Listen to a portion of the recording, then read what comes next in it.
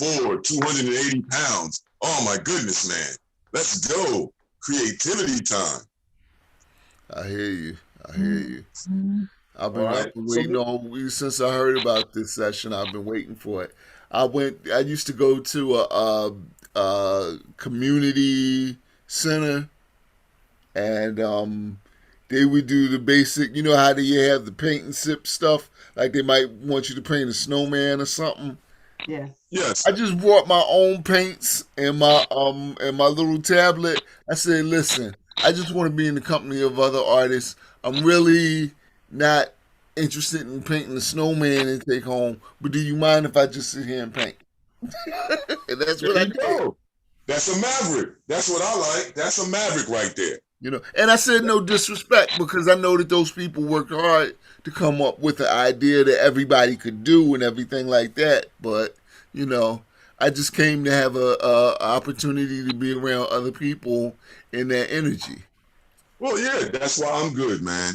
Because when I do sessions, no matter where it's at, I always have a maverick, and I love looking for mavericks and people that like to shoot off in their own directions. No problems here. Yeah. But I'm here to learn too, so whatever pointers I can get, I definitely appreciate. Oh, no problem. That's why I'm here doing it too as well, because once again, I'd rather be observant and suggestive rather than being smart and intellectual, as Right, you right, might right. say. You I see? hear you. So when I I do hear you. this observation thing, what we 3 minutes in? You want to start in about 2 minutes, Nadine? Yeah, well, we are live. So we're up and just waiting for some other people if they want to drop in. Yeah, I had a lot of people tell me they was nervous about that. They was gonna wait for the recording. I was like, scaredy cat, come on.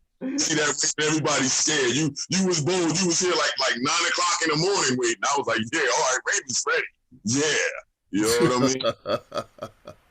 So you know that. Indeed. I So just then, so then, Raymond, I'll start with you then, because we'll talk about supplies. You got your supplies together, Raymond. What you got? You just got your tablet, like how you were saying, or what supplies you got around you, man? um What you gonna be working with this morning? well right now let me see how bad my even though we live, let me see. Yep. All you need basically is if you have a drawing board like this, Raymond, you can do something like that. If you don't have that, then you can use your your tablet itself, the drawing paper pad itself, Right. and just flip it. And then just work in there like that if you don't have the drawing board and everything. You see? Okay, so you want me to be upright. You don't have to be. You can be on the table or you can be upright. There's no real distinction Okay. for today. I'm at my drawing desk with a couple tablets and an array of pencils, and then I got Okay. even more tablets and pencils. So Okay. I would say pick up your drawing paper or your watercolor paper tablet. okay, Doesn't matter the size, whatever size is comfortable for you right now. And that's for anybody else that's coming in now or watching now. It depends upon the size of paper you was able to buy. So whatever size paper you buy from 18 by 24 down to 1117 is perfect for today. All right. The other thing is you can have your markers, but the main one is you can have an ebony pencil or a regular pencil. You see, this is an ebony pencil, real simple. Or you can have a regular number 2 drawing pencil. You can have your charcoal pencils if you want. You can pull out all of those if you want. Today also I was talking about breaking out the watercolors and stuff. okay, So I have the tablets here. I have the smaller little ink, how would you say, cakes as we call them. So right. you can have that with you today if you want. Also, you can bring out an array of markers. I got the Sharpie here. I got the micro marker. See, I'm ready any which direction everybody goes. We got pins here. You see that? Yep. So regular black number. How would you say regular black pins at that point? Right. You see, so it doesn't matter. Pencil, have your sharpener ready. Oh, definitely you gotta have this. Now you gotta have this, Raymond. This right here, you gotta have. Okay. Your cup for your coffee, man. Oh You yeah, gotta have your cup. Where's your cup for your coffee, man? You gotta have your cup for your coffee. Hold on, let me look at the Water, but I camera. got it. Got it? You got it? Okay. All right, yeah, there you go, Nadine. I wasn't able to see. You know, I'm working off the phone today. So, that's you know, all I right. have to run back and forth. So that's why you see me like that, everybody, all right? So we got our coffee ready. That's right. Things get stiff. Raymond, what we do is you sip your coffee. Now, it's too, I tell people it's too early, so on the 30th, you might can have something else in your cup. That's up to you. But today, coffee, right, Nadine? Coffee, we're Oh, not that's right.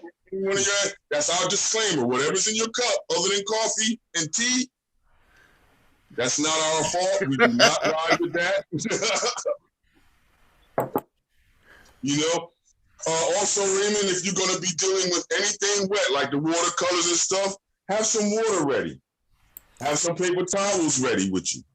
Always there. Okay, there you go. It's all about your comfortability too. You see, whatever's around you. You want to have everything around you so you don't have to move around a lot. Not unless you like moving around. So I go either or. You see, so since it's just us, like, look, if you don't have these, I use highlighters too as well. You see? Okay. So you can pull your highlighters out too. We're going to talk about when to use these things, because I believe a lot of people have the timing off. So it was suggested that, you know, some people wanted to use these how would you say, mixed media idea.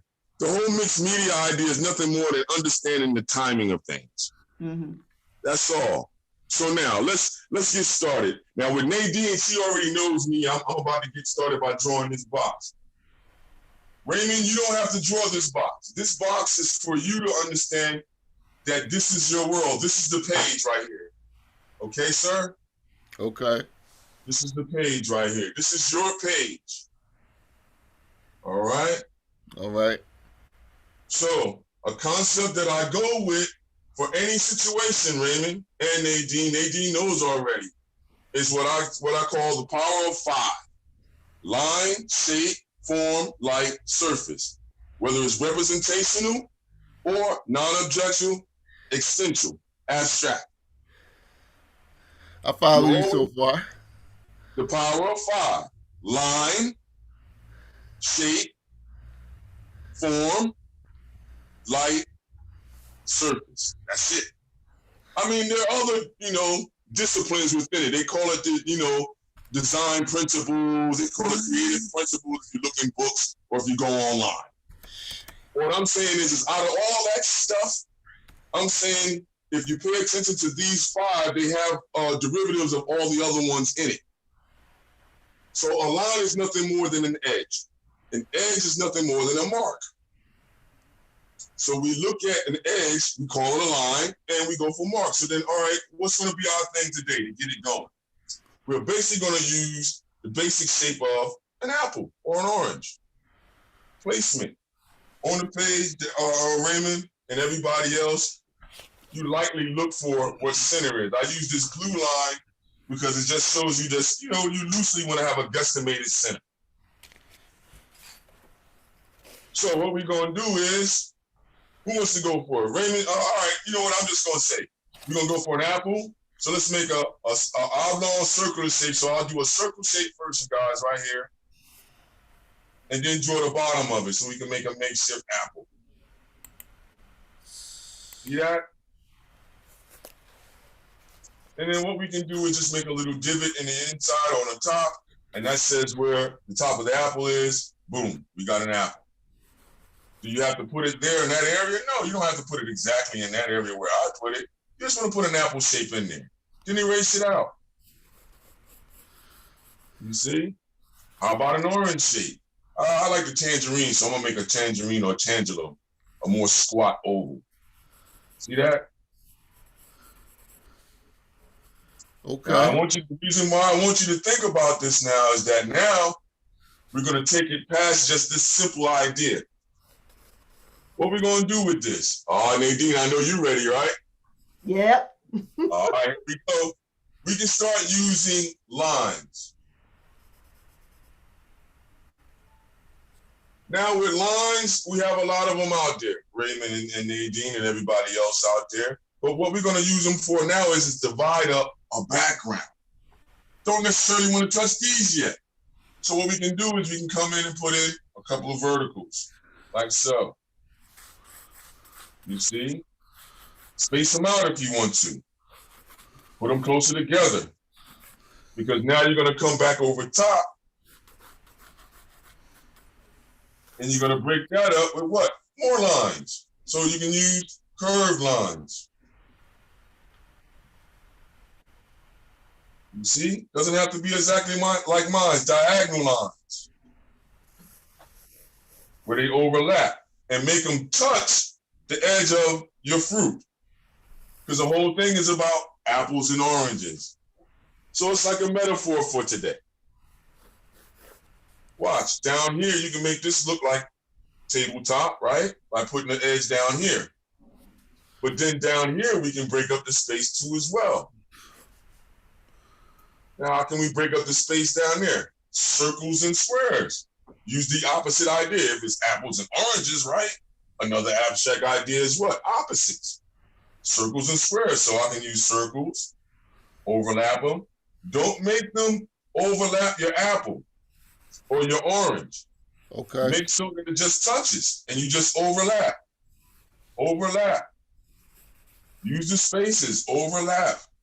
Circles and squares. Make smaller squares down there. Make bigger ones. You see?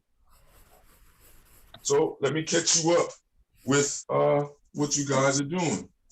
So we at the, what we say, we're on the landscape format, right? Yeah. So I got this on drawing paper.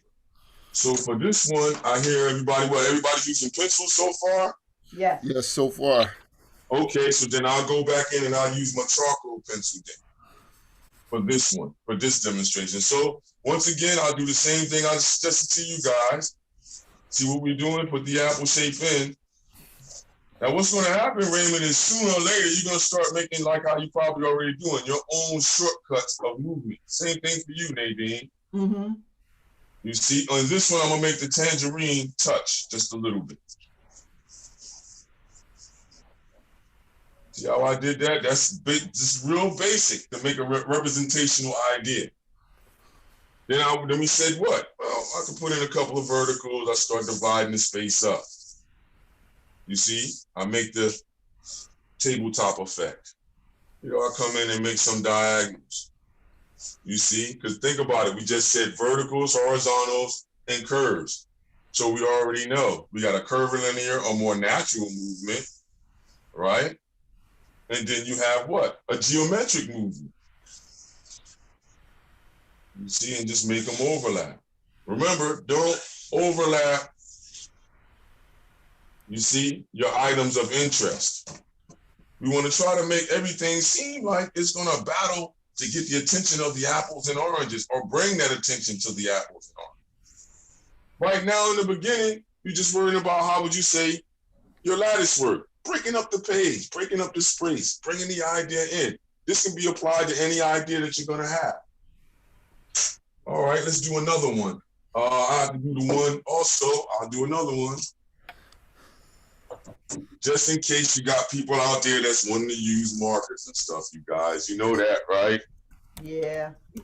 So then what I tell people like that sometimes is we use this larger Sharpie. See that? Yeah. All right.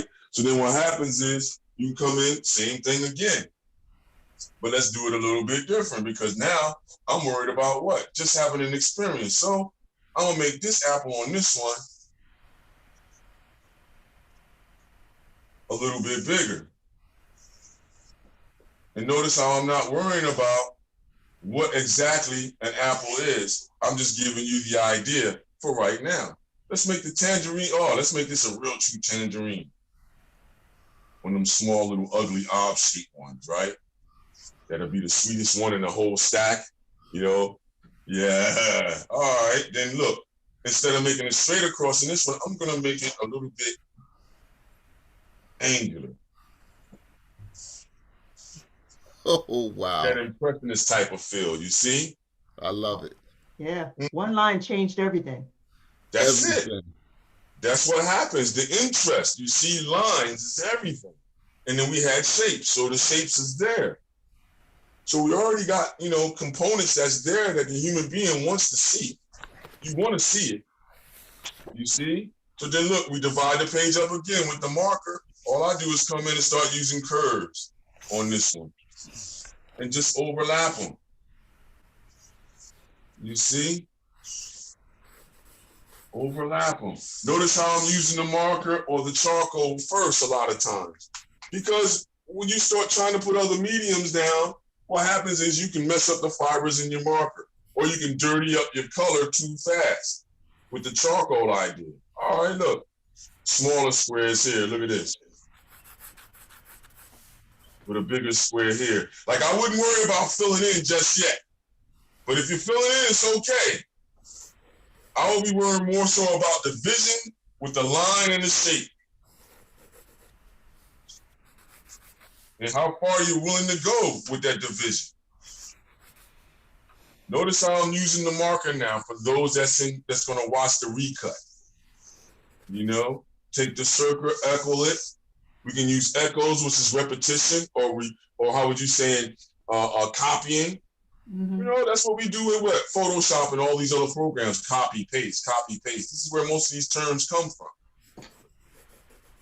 You see, even in here, I can come in, divide up the space some more, divide up the space, divide up the space. You see? Divide up the space. And what starts to happen is you're getting all these networks to go.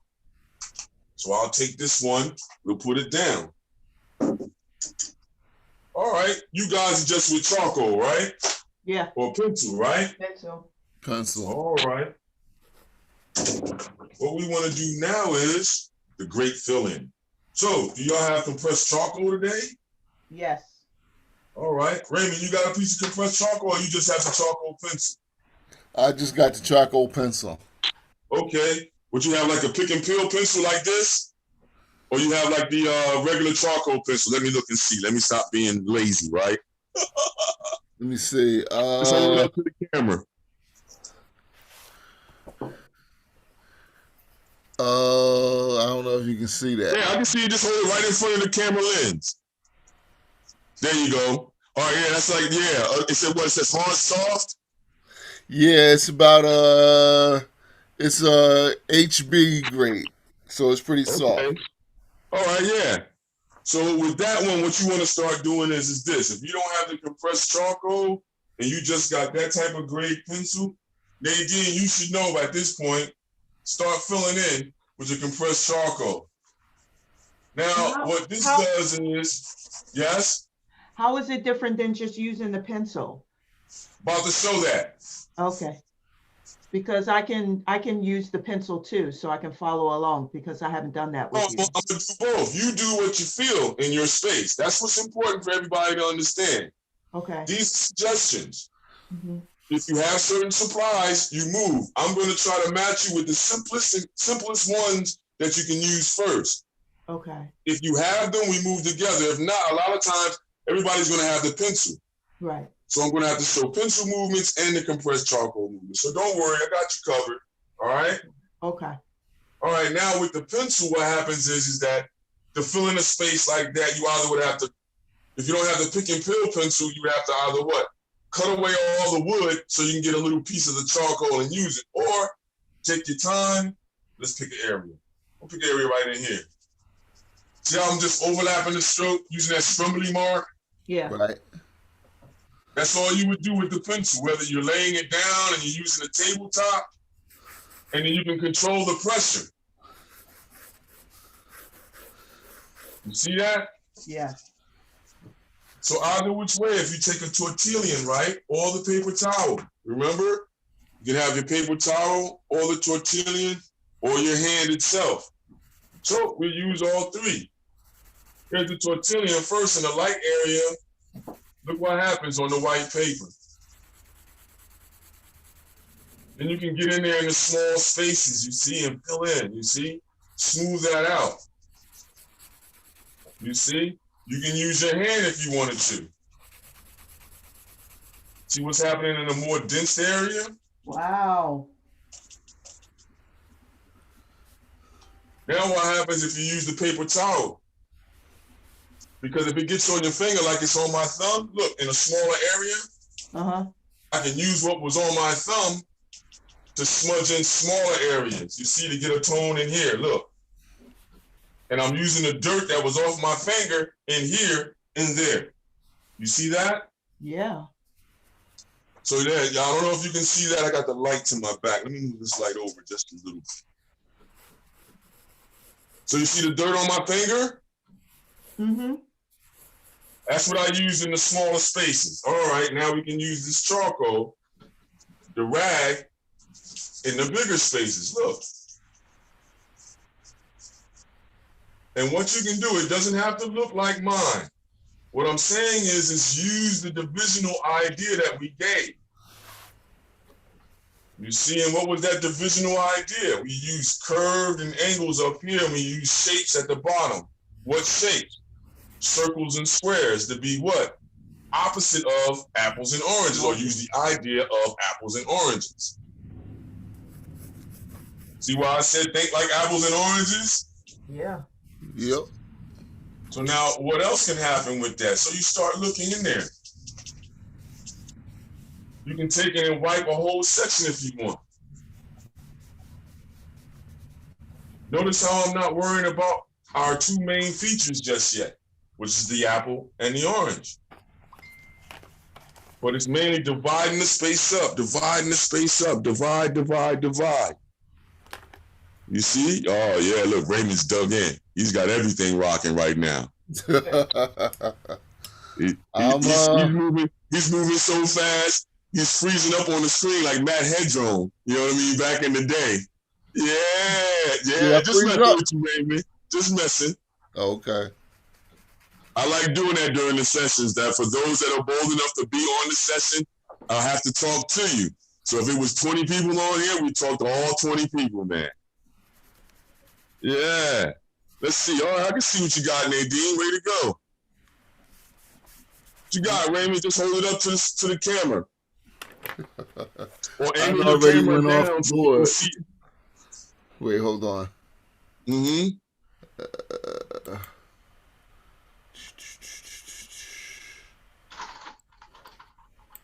All right, hold it up. Can you? I don't know if you can. Oh wait. Yeah, you just gotta hold it still, Raymond. Okay. When you hold it still, then bring it in front of your face. Right there. Now bring it up. Now tilt the paper towards the camera. No, tilt it. There you go. Now we can see it. Way to go. Break up your space in the background a little bit more behind your items. Okay. All right, will do. 4 angular lines. And then on the ground underneath of your orange and apples, try to use more of the idea of those two shapes we talked about as an overlap. Okay. Because think about it this way. You're making your own coloring book, basically. Right. What makes abstractions better? You see, that's what makes it better. So then let me go back in here so we can get some instruction popping. Because the whole thing is while you guys is working, give you some more information. So look, we did lines already. We got curve, right? Right. And then we have angles. Or angular, or however you want to call it, you see? So then now, what are some other lines? Or we skipped right over lines, we went to shapes. Right? Shapes are infinite. We got a whole bunch of them, you know what I mean? But we got 4 that we mainly deal with. So the main 2 that we're dealing with is circle and square. Right. You see that? See how simple it gets when you start, how would you say, looking at an idea and saying to yourself, what's going to be the template or the starting point for your piece? Mm-hmm. It's like you're making your own game plan. A lot of times artists, what they do and what we do all together, if you're creative, is you'll hold most of this stuff in your brain. Mm-hmm. You see what I'm saying, Raymond? We'll hold most of this in our heads and then We'll try to do the piece and then we'll get discouraged, or we'll get confused, or we get frustrated. I understand. Doing it this way, doing it this way helps you to get the idea out and down. So a lot of times I tell people that's why artists have what? Little manuals or little journals. Right. Ain't that right, Nadine? Yep, that's right. This way you can write down all these thoughts and ideas that you may have, or use the recording device on your phone. That's what a lot of MCs and singers do. They use the recording device on the phone, but we as visual artists, we can do the same thing, just speak our ideas into the phone. And then you still got it. Form we didn't really deal with. Form is space. So it's how thick or how much girth something has. So that's going to come from you just actually working. So we're not going to worry about that. Form we're not going to worry about. The form is nothing more than natural. You see, we got a natural form, and we got geometric. You see, just basic shape. So those are the forms that we got. All right, then look, now we got to skip down to what? Tone or light. And now this is where it gets sticky, because now you can have, if you're dealing with the charcoal, it's 0 to 10, Raymond. All right, and it's like a tonal scale. If you ever seen a tonal scale in an art store or a tonal scale in a paint store, this is what I'm talking about now. How light and how dark something is. So you can start filling in areas like I'll put that in red. That's what I normally do, or orange. All right. So let's see. You'll start going in here, right? And you can say, okay, you can put a 70% darkness here. You see? You can put in a 80% here. You see? You can put in a 30% tone here. You see? If it's divided up. Then 0 to 10, 0 will be the blank of your page, or white. 10 will be 100% darkness, or purity or saturation of color. Okay. You see? So that's the whole idea with that. So we don't have neither one of you trying to go into any watercolor or nothing, right? We're staying with charcoal. I don't know. I mean, I don't know. I could grab some watercolors. I can grab some watercolors too. You guys see, I told you it's all based upon the participants. So a lot of times what's going to happen is everybody that doesn't participate, they're going to look at the live stream and the recording, and then they'll just follow along with whoever was bold enough to want to, come on in. And so that's why, Raymond, you're here. Nadine, we are always here. That's so it's right. like I leave the decisions up to everybody else. But if you don't have a real idea, the next pencil that you could have, that you should have, is called, Raymond, it's called a sketch and wash pencil. Nadine, it's called a sketch and wash pencil. Sketch and wash. Okay. Mm-hmm. So that in this way, we'll go back up to our charcoal, right? And when I use this pencil, right, you'll notice it can draw just like a regular pencil. You see? But what happens is that from watching these, Renaissance masters or, Impressionist artists and things like this working on the spot, they would take graphite and run water through it. This way they started making these pencils, right? So then now what you can do is, I'm gonna wet a piece of tissue. Oh, let me get my spray bottle. Sorry about that, everybody. There you go. All right. Now, all I did was wet the tissue, and watch what happens when I put that pencil in here, that sketch and wash pencil in here. Watch this. Wow. Now you can do that with a brush, or you can do it just with a tissue. Look at that now. So now what I can do is I can come in here and use that idea, because it's already on here, in these areas now. You see? Okay. Hold on. I got you, Raymond. I think you got a So little. you can use the graphite pencil the same way. The charcoal can be the same way too as well. But the sketch and wash pencil is designed for that idea. Okay. Okay. Now you can get this at depending upon where you live at. If you're in the Delaware Valley like we are, in Philadelphia area, South Jersey, Delaware, Philadelphia County, then yeah, you're gonna be able to go to Michael's to get this. Okay. So Sketch and Wash is like the watercolor pencils then, right? Yes, it's the original watercolor pencil. I Because have they I'm gonna look watercolor for that pencils. next time I'm in Hobby Lobby. But for the moment, I do have watercolor pencils. I do have Okay, then watercolor use the pencils black too. pencil, then I would say. Hmm? If you have watercolor pencils, Raymond, then you would use the black pencil inside your watercolor pencil set. It will be comparable to being like how this graphite, this wash and sketch pencil is. Okay, so I don't want to use the red one yet. The red one, I said I don't want to use the red one yet. as far as color is concerned, a watercolor pencil? Yeah. No, well, you can if you want to. Now, if you're saying you want to make that red, then yeah. All right, let me get my watercolor pencil out on this one since you're starting that idea there. No, I'm just asking. Yeah, you got to watch out when you ask, it winds up to manifest itself. Well, okay, so let me ask this. For Mm-hmm. the sake of this piece, Yes. and I know it's just a practice piece, but if I start off using the black pencil, will I be able to come and add color to it later? That's why I'm Yes. asking. Correct. Okay. Yes. All right. Because that's the whole thing about adding and subtracting at that point. Okay. All right. Then I'm gonna go ahead and do it with the black pencil. Or the marker. Yeah. Because I'm like gonna go if you ahead and do started it with with the the black pencil. marker, Then. look, if you started with your marker, that's why I got this one out.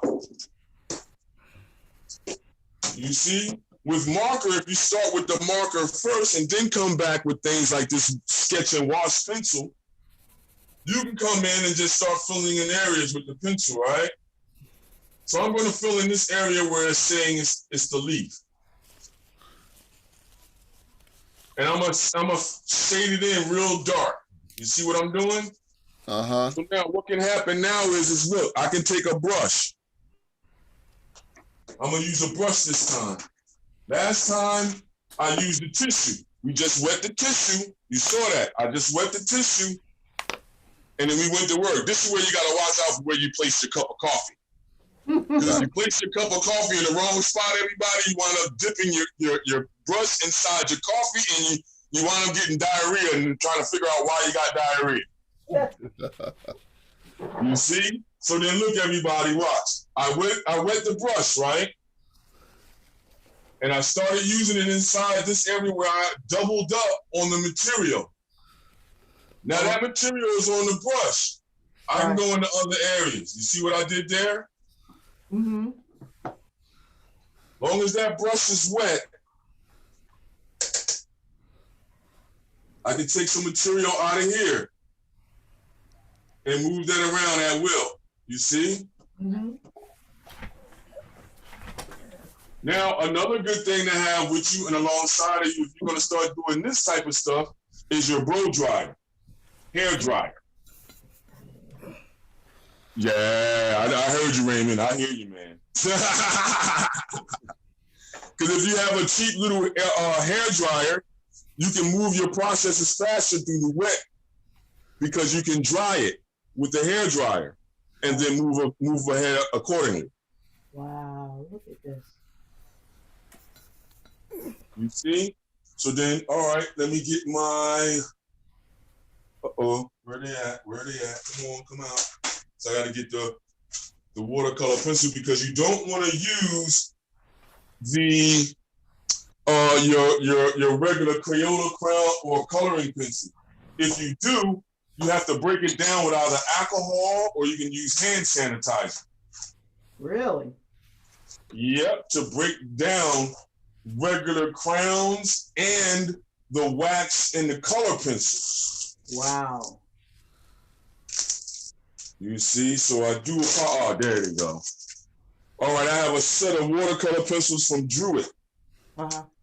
You see, these are what these are. Okay. So since you asked about the red, Raymond, I'm gonna take the red out and I'm using This would be Druid, and I'm using their number 10 red, which is looking like it's crimson, or Limson and crimson. So that's a whole nother class, the color idea, you see? So I don't want to bog you down too much with that. Let's go over here to the charcoal one, since you guys are working mainly on charcoal. That's what's dictating this session so far. Right. All right, now look, I can come in, I'm not going to put it right in the apple. I can come into other areas and put this red in. Mm-hmm. The same way I did the sketch and wash pencil is the same way I can manipulate the watercolor pencil. So I'm gonna use a brush with this one. Come in, you see that? See Raymond? Mm-hmm. Yeah. Now watch. Now I can come back and use this red that's on here, possibly as an edger in here. Mm-hmm. See that? Yeah. Long as the brush is wet, I can manipulate that area and use that color and use the brush. See how I'm just using it as an outliner there? Mm-hmm. And that's with the sketch and wash pencil. I can make that mainly line if I wanted to in that apple, you see? Then you can also come back with that same pencil and look, let's see. These are not wash and sketch areas. I can come back with the red pencil and put stripes in areas. You see that? Just to start to build the idea. And then go opposite to that, use a vertical. So then look, wherever I use a horizontal, I can say I'm going to put a vertical adjacent to it. See that? And now you can work right over top of that. Now I come back with the brush, rinse it off again. See, I'm just showing you movement. So everybody thinks I'm supposed to finish a piece. I go, no, my job is to show you how it's going to work together.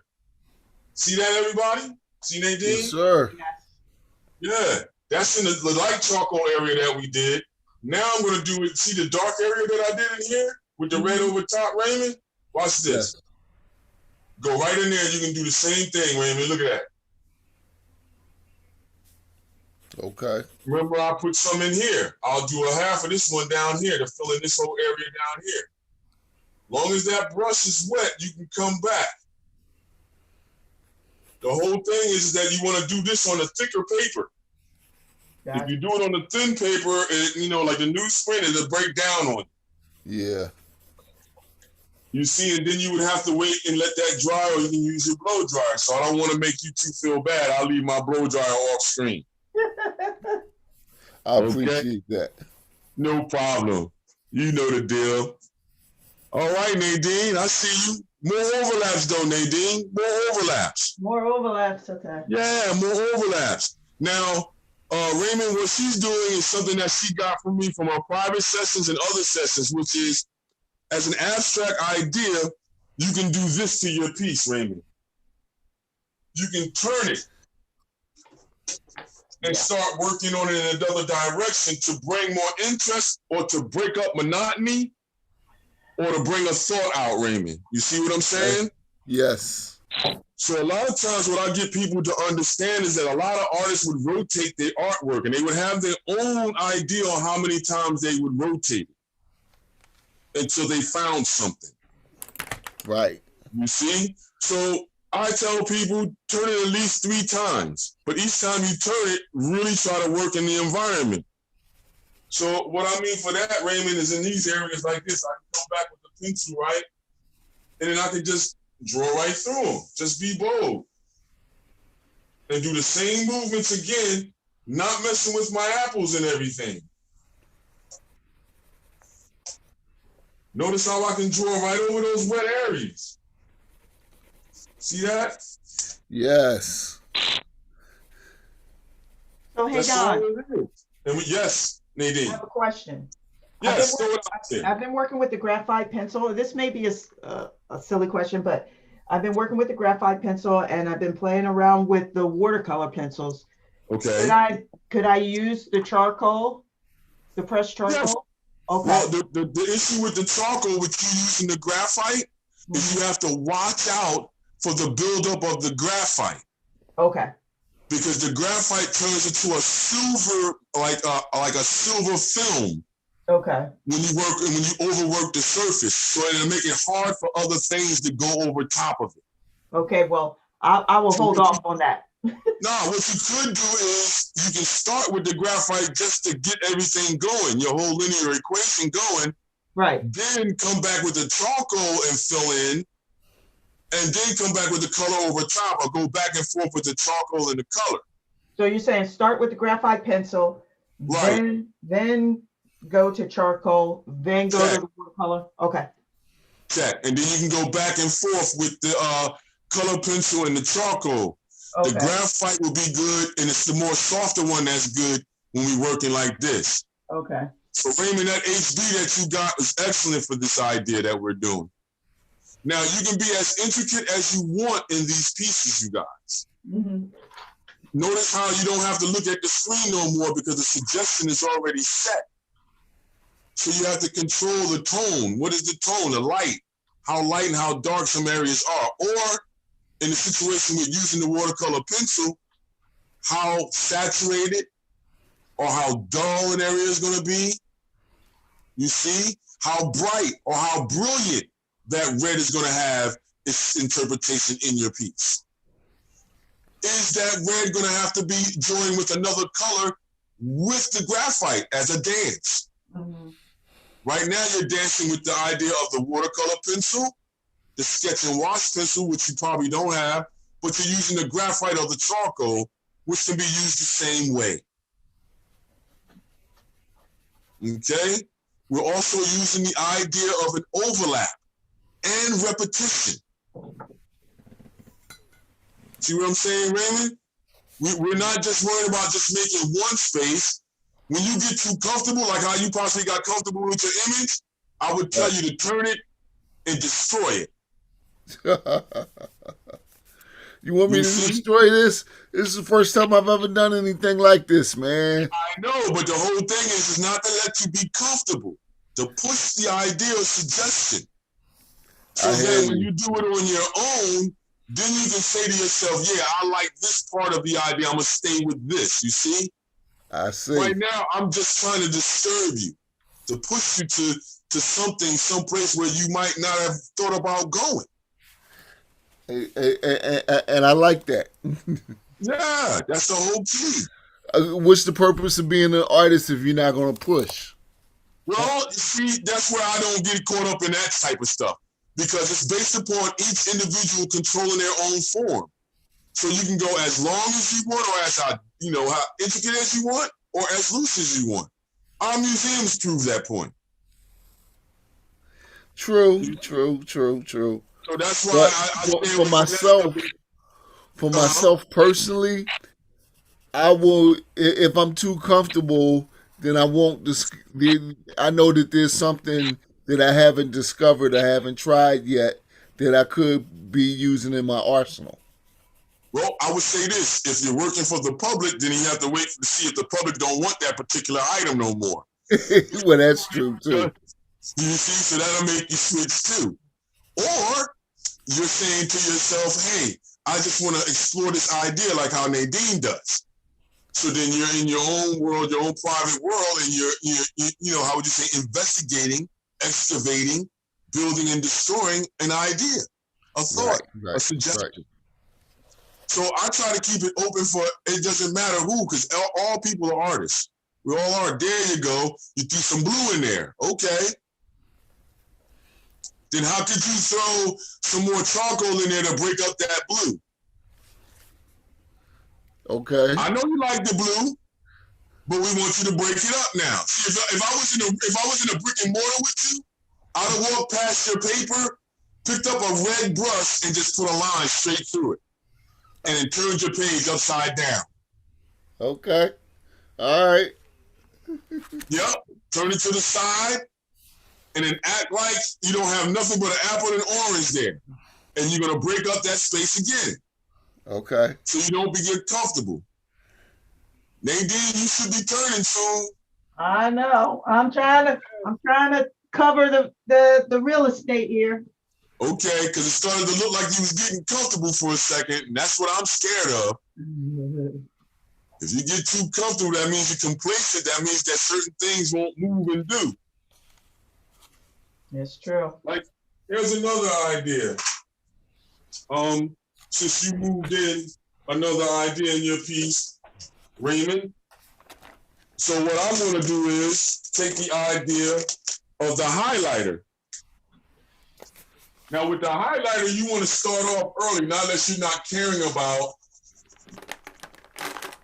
if it gets dirty or not, you see? So what I'm trying to get people to do is use the highlighter earlier on if you're going to use it with charcoal. You see what happened there? So what happens is the sharper, the filament or the filament inside is going to get some of the charcoal on it, and then it'll start making things dirty. But highlighters are inexpensive that you can buy them some of anywhere. So I would say if that happens, then you know what you need to do. You just go back out and buy some more from the dollar store or from Michael's. Or then this way you can go to Office Max. But if you look at the screen, everybody, and you can see I'm using a highlighter. Another thing that highlighters is good with is your ballpoint pens or your Sharpies, you see. But if you look at how brilliant the highlighter is. How are you going to mesh that into your piece? Let's look at the other idea. If I take the charcoal and I smudge over top of the highlighter, look what it does to the highlighter. See that, you guys? Yeah. So once again, even for people that's going to be just watching this in a rerun, it's not my job to finish a piece. In these type of sessions that we're suggesting, Nadine and myself, we're saying to you, get this going. Take the suggestion. Once you take the suggestion, line, shapes, form, light, and surface, hey, you can go with any material you want. You have a suggestion and an idea now to start a piece. It doesn't have to be representational, and it doesn't have to be abstract, but it can be a happy middle. You see that? Can you come back over some of these areas with the charcoal? Yeah, look, I can come right back in once it's dry. And now I can put little embellishments. See that, Raymond? I can come back and make darker embellishments. I'm just using a dot right now. One of the most powerful things we can use in the art world is a dot. And you see how I put that dot of charcoal inside the highlighter? Look how it resonates. Yeah, it really pops. So how many different areas you can use that suggestion or idea in? You see, you have the different color highlighters. Well, we all know the yellow is going to be the brightest interpretation, but I can come back in with the orange.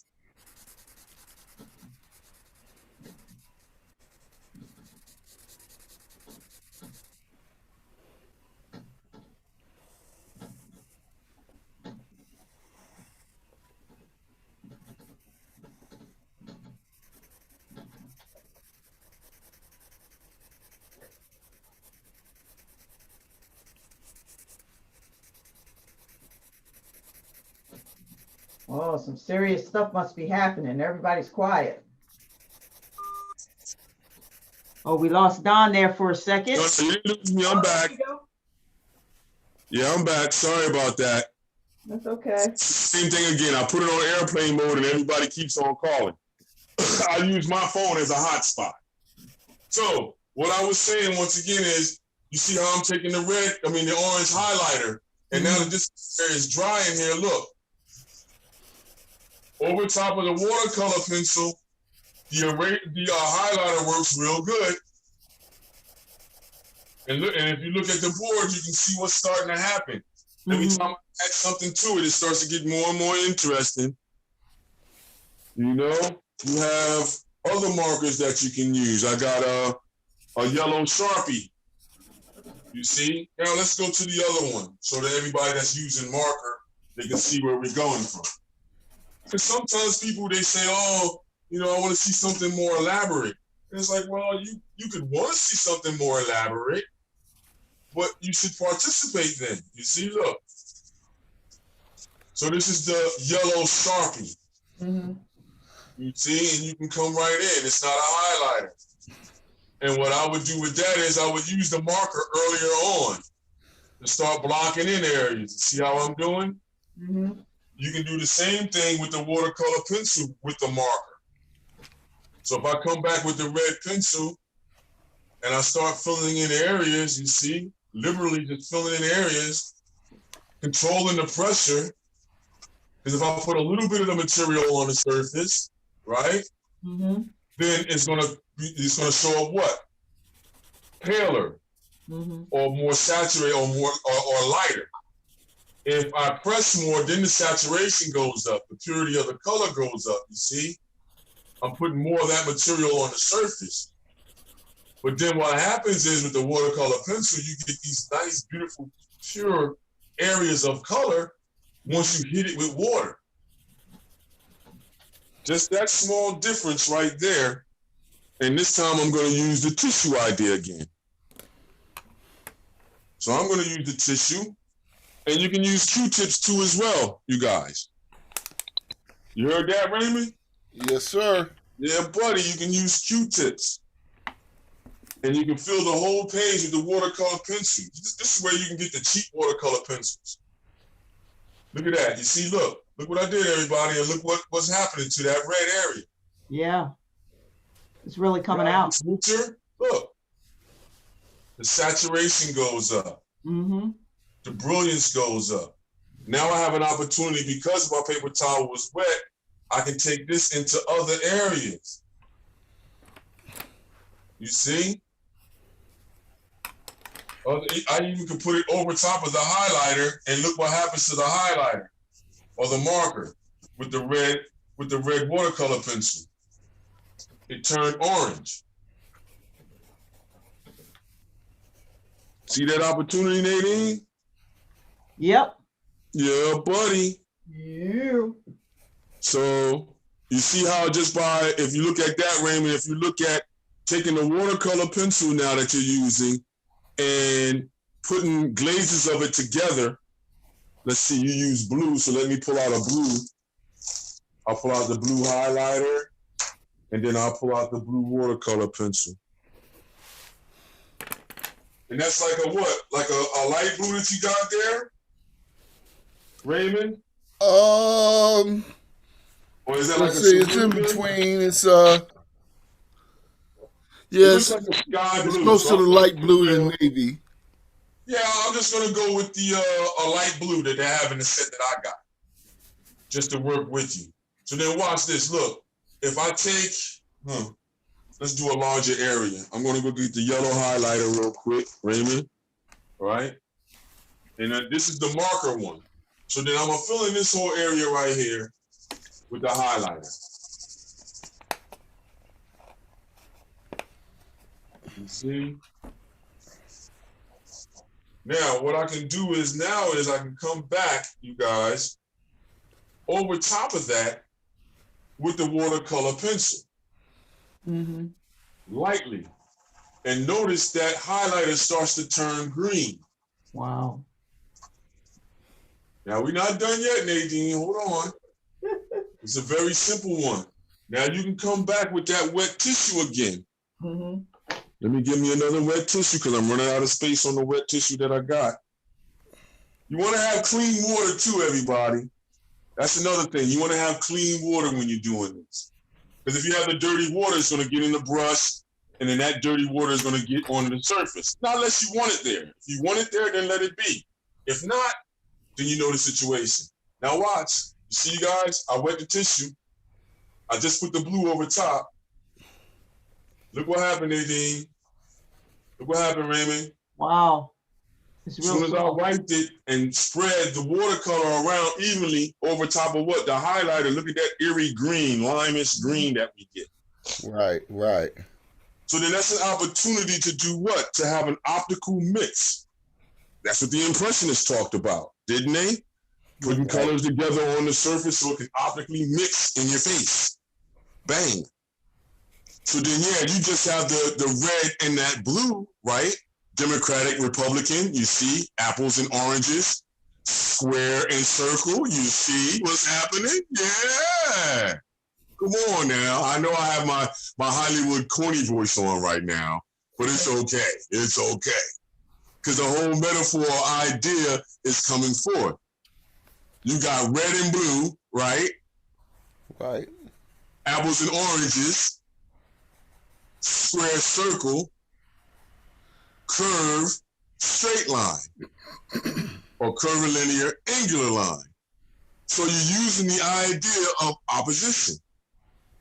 Opposites attract.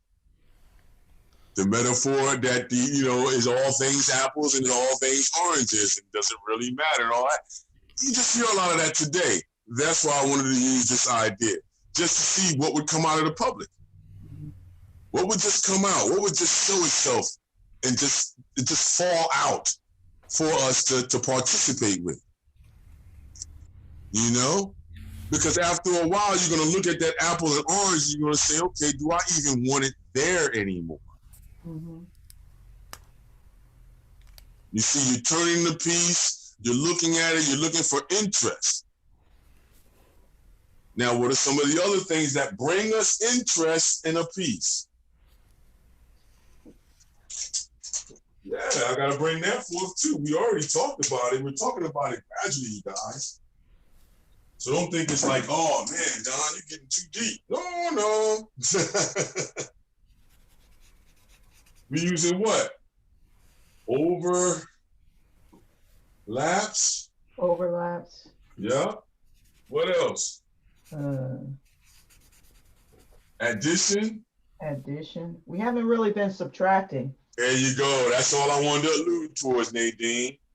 And the subtracting would be what? Basically your eraser, or when you're wiping out a whole area. Or when you're doing what? A veil. A veil, yeah.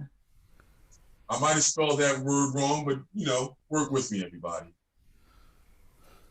You see? Overlaps, adding, veiling.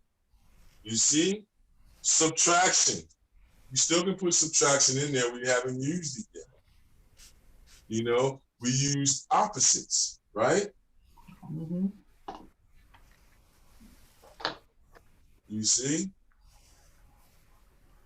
Yeah. Come on. We filled in other things like that. But the main thing is I want you to see we use accumulation. Ideas of accumulation. Adding a stroke on top of another one. Distorting it. Coming back. Turning it. Trying to find something else. You see? Turning it again. Trying to find something. Once you find it, you found it. Then you stay with it. But the main thing is to, how would you say, excavate, to explore, to take these simple little ideas and just do something. Does it have to be representative? Somebody asked me for, Don, what else do? You're doing all these abstractions. You're teaching people how to do abstractions. Well, Nadine knows because we work together now. Right. So Nadine knows my idea or observation, Raymond, is everything is abstract. It's just based upon your intent. Exactly. So Raymond, if you look at the board real quick, this is a portrait that I did, for an individual. So these same things is at work for that portrait. Right. Same things. I can show you an abstraction that I got here that I've done. And when I show you the abstraction, you can see the same things at work. All that's at work is, and what I'm trying to get you to see is that perfection is a lie. Repetition is the truth. You know what I mean? How many times are you going to do this idea? See, what I normally do, Raymond, is, all right, I would work you, it's 11 o'clock now?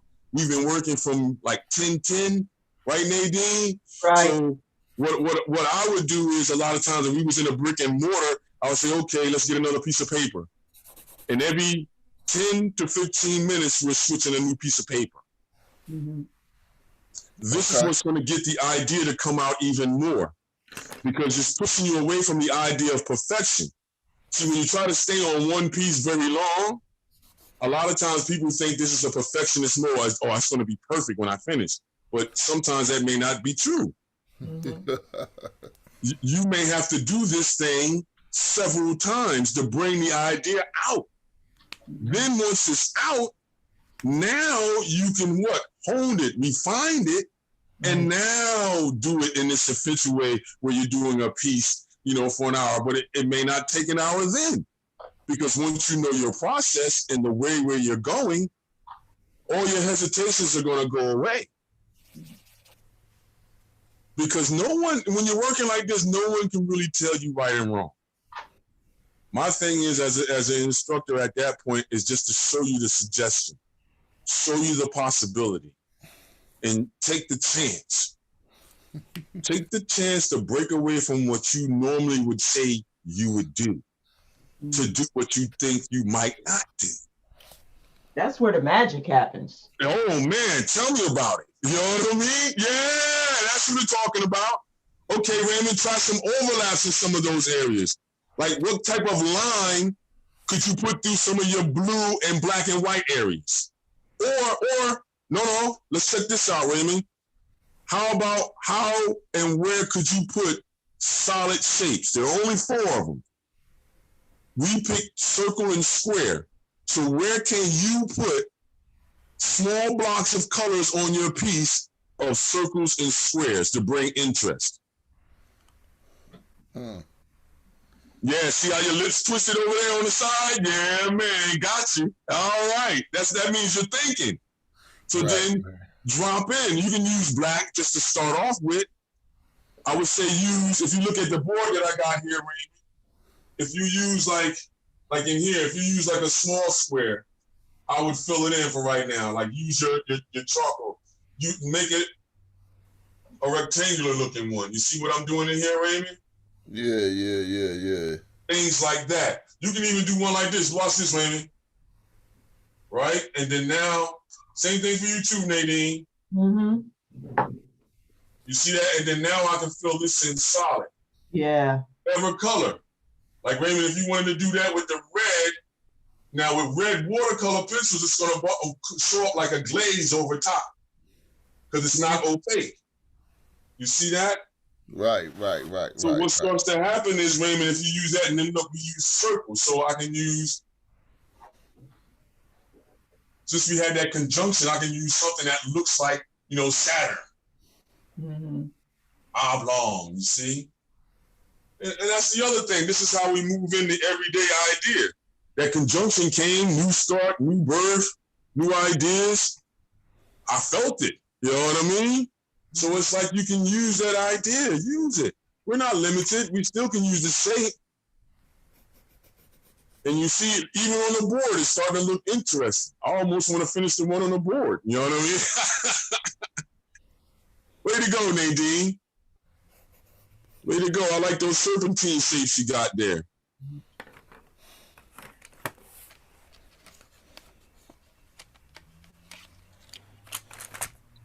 Yeah.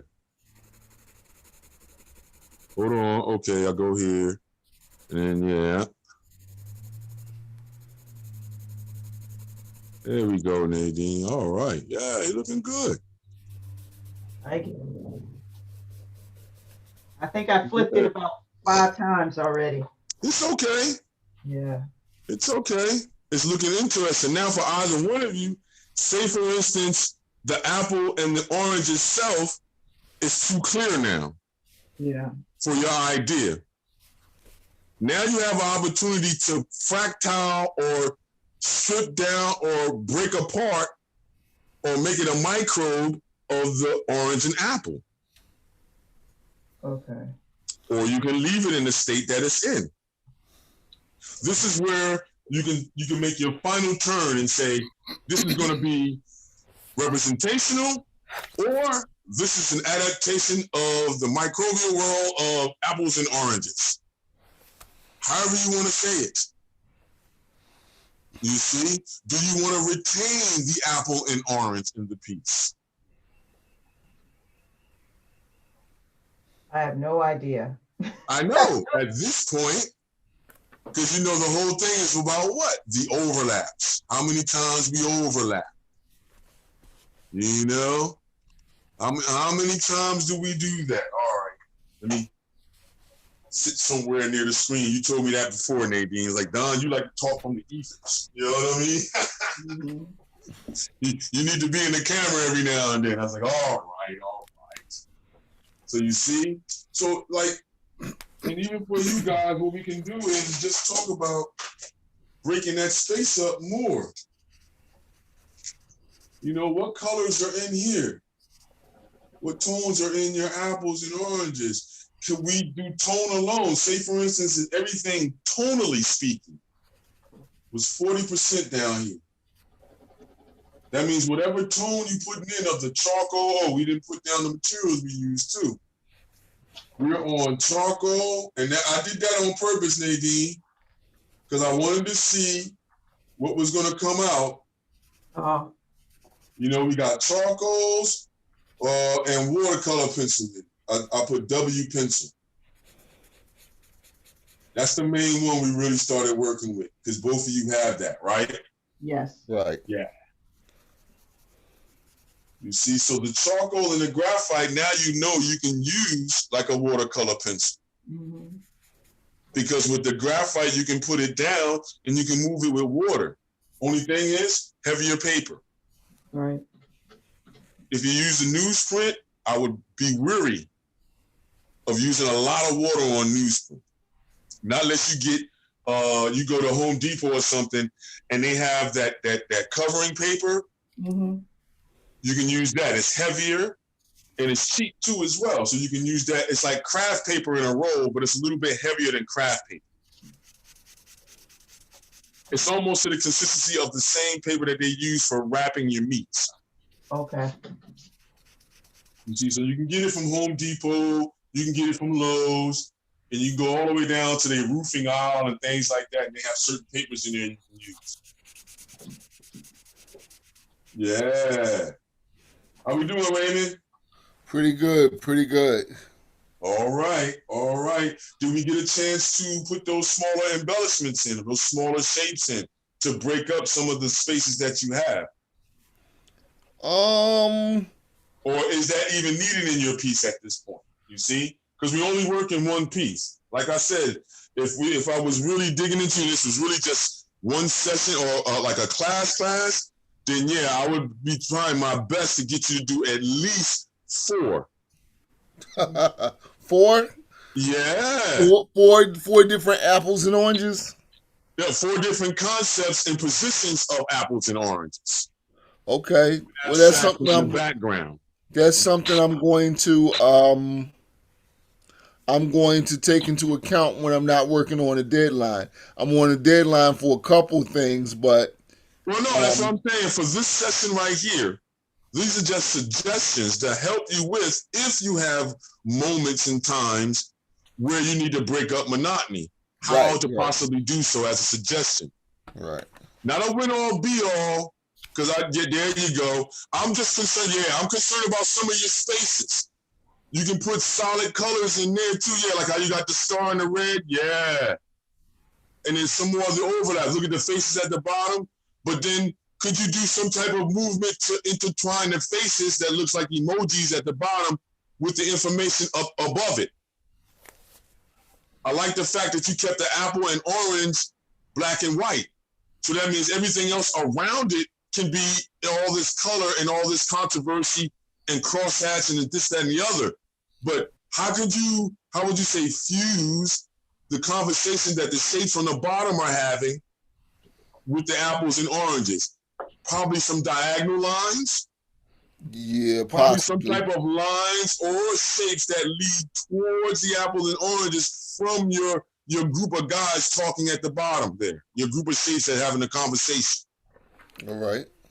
You see some type of way to have some type of movement in between or discourse in between the upper and lower. That helps to control the eye. Nadine, we looking sweet still. Yeah. Yep, we at 11:10, Nadine. Okay, 11:10. Yep, that's number 6, right? Yep, I believe so. Well, I don't know. 1, 2, 3, 4. I don't know. I've been turning a lot. Since you turned it this time, let's look and see. Yeah, let's look and see what needs to be destroyed. in your piece. I would say that to you now. In your piece, since you turned it, what needs to be destroyed? How do you destroy when you've taken the pencils and you've made it watercolor? You know what I mean? It's dry, right? Close to. Right. Now, when you turn it, take your charcoal and just put a line straight through that whole page vertically. Through those areas. Just a line. Just scrape it right through. See what's happening? Mm-hmm. See how I went through every area? Yeah. So then that lets you know that you can add as much as you want, as long as you pay attention to dry time with the wet items. Mm-hmm. So that's why I have people pull out the blow dryer. Mm-hmm. So you can dry the area off so you can get back to working right away, especially working with watercolor, marker, and charcoal and graphite together. You see, this is how you destroy it. Is you say you can go in blindly. You can say, you know what, I'm just going to put a line straight through like how we just did. Mm-hmm. And I'm just going to keep on putting lines over top, and now I'm going to look at the interesting aspects of what's there. Do I pull out the apple, or do I leave the apple destroyed? Mm-hmm. Same thing for you, Raymond. If you look at certain areas and you turn the page to look at the opposite angle to see an opportunity of having another design element come in, yeah. Turn it horizontally. Turn your page landscape upside down. Yeah. Now work in that format right now. Don't even turn it right side up again. Leave it right there like that and work like that on it. And then what you're doing is you're looking for possibilities. Now, if there is no possibility that you can see, then you can do like how I suggested with anybody. Take a line and go right through the middle of that page. Be bold and just do it. Do it again, and then you turn it back right side up. You may see an opportunity. You see? Now, this is how you would work if you was like a Lee Krasner type. You see? A real pop artist, a real constructivist type of artist. You're not necessarily worried about representing something or representational ideas. You're more so worried about the movement and the accumulation and the spontaneity of the touch or the idea of the touch. Yeah, Nadine. Yeah. You know, using the power of build and destroy. How do we add? How do we subtract? How do we overlap? How do we veil? Veiling would be that idea that I use with the watercolor pencil over top of the highlighter marker. If you're not worried about your highlighter marker, how would you say, staying or retaining its youth or its new type of idea without being clogged up in the filament, then what you're going to do is you just can use that highlighter right over top of the charcoal. The problem with markers is that the filament gets filled with particles of what you're using on the surface. When that happens, that causes the marker to falter. That causes the marker to have dull movements. You know, that causes a black marker to do a lot of skipping. You see? You can make your own markers, but that's not what this session is all about. Yeah. So by now, you guys should have a lot of good stuff on the surface. You know? The template is there already. Dividing up more space, using bigger markers. Let's see here. Yeah. Like if I wanted to, okay, let's show this idea. Say, for instance, I totally just wanted to use watercolors. So what happens is this, everybody, and they being included. Look, everybody, you can use a plate. for your tubed watercolors, you see? Mm-hmm. So I use styrofoam plates with tube concentrated watercolors. Doesn't matter the brand. It could be Van Gogh. It could be Winsor & Newton, the Cotman ones. It could be cheap little, watercolor ones. It could be the Japanese watercolors in the tube. Doesn't matter what tube it is, you can use it on styrofoam, okay? You can even use the dyes on styrofoam. So here's another one that you can do with either the tissue or with the cloth. So now I'm gonna absolutely use a brush. And since we're using red, I'm gonna use my red palette here that I made up, you see? And these are concentrated watercolors, so all I have to do is wet the brush. Mm-hmm. See, I wet the brush. Now all I do is what? I can use and resaturate here. You see? Mm-hmm. And you see how it's getting wet. You see how it's doing? Mm-hmm. Now I got this color loaded up on the brush. Now I can come in here and start filling in areas or come right in. You see? Mm-hmm. And do certain things with the brush. You see? That's the marker one. If I wanted to use this idea in the color, in the charcoal pencil one, do the same thing again. This is already wet. The brush is already wet. Now I can come back in here in these areas. Same thing, you see? Even use the brush to make designs, you see? Mm-hmm. Use a dry brush and have that stringy looking effect. You see that? Yeah. Or I can come back in with the edge of the brush and just make lines with it. Mm-hmm. You see that?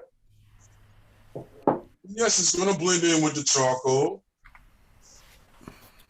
So, could you do it before or after? It's when you want to really build or destroy an area, Nadine.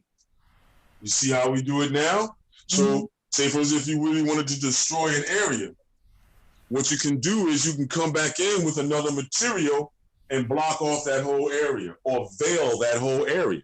Okay. You see? So you can still have an opportunity to see what's underneath and then work over top. Love your backgrounds, Raymond, man. I'm going to have to start using that idea, man, the blue screen idea in the background. Love it. Thank you, sir. I'm just I know trying you to be enjoy an it. artist. That's why I bother you. I only said that when you looked up. See, I look at the screen and I see how the participants are doing. Uh-huh. So the whole idea is once I see your head drop down or you start to scratching and moving, I know, okay, time to say something to Raymond. Let's see what he got. Because he must got something interesting the way he's moving. See? I'm trying. I'm trying. Oh, Raymond, you're doing more than trying, man. You're absolutely doing. You're taking the chance, man. Man, I've learned so much. Man, the first 5 minutes changed my life. Oh, man, thanks, man. Thanks, Thank man. you. All I want to do is just give a suggestion and just share. That's the main thing that we do, right, Nadine? Right. And, it carries over in life. That's the beautiful thing about it. This There whole it is. idea. If you choose to, remember my other disclaimer. You know what I mean? There is no right and wrong, but in your own life, there is right and wrong. Right. So you can do that, and how would you say move on your own accord at that point? Right. You see? So yeah, Raymond, when I'm looking around and I'm giving suggestions, I like giving suggestions to people that have blocks, or they have an ailment, or they're a true beginner. Well, I've been painting for a number of years and drawing for a number of years, but I never considered how you can change the whole feeling of a piece with just one background line until you did that. Yep. And so, like I said, that's You life changing, man, for me. Oh, all right. I can tell you where that really, we do that naturally in our own environments. But since we're in westernized civilization, we're in America, we got to look at what we have as what they call European masters. And a lot of the Impressionists did this movement. Picasso did that movement. Georges Braque did this movement. If you look at, I gave Nadine Juan Gris the other day. Mm-hmm. So then, yeah, you can look at Juan Gris too as well, one of the Spanish painters from Spain. Yeah. These guys use those ideas. Huh? I said you can add me to that list too. Yeah, come on. You can use some of the pop artists, you know what I mean? Or the post artists that were coming back from the whole jazz and improvisation. If you look at those pieces, you're before they actually moved to total abstraction, Jackson Pollock and stuff like that, they used these gestural ideas. That all that line was a gestural idea, Raymond. Exactly. How to take a gesture of a line and manipulate it and move it just to bring interest. That's what these artists were fighting for too as well at the turn of the century, coming from the 18th to the 19th into the 20th. They were really looking for, can I attract the eye? If I can attract the ear with dissonance, can I attract the eye the same way? Can I use oddities? Can I use things that's not normally used to attract the human eye? And the answer is yes. We got museums and galleries and restaurants and everything filled with this stuff. You know, you can go all the way down to $5 or $1, and you can go all the way up to 20 billion, you know what I mean? For a piece of artwork. You know? And then if you don't believe that one, hey, you can go on YouTube and put in the 10 top most expensive pieces of artwork. And they're going to go to those artists we just talked about. Van Gogh is one they're going to talk about. It has the most expensive painting. De Kooning. And it wasn't even the Marilyn Monroe. You know what I mean? It was the other series of his stuff. Right. Franz Klein. Yeah, these are guys that just deal with marks, Raymond.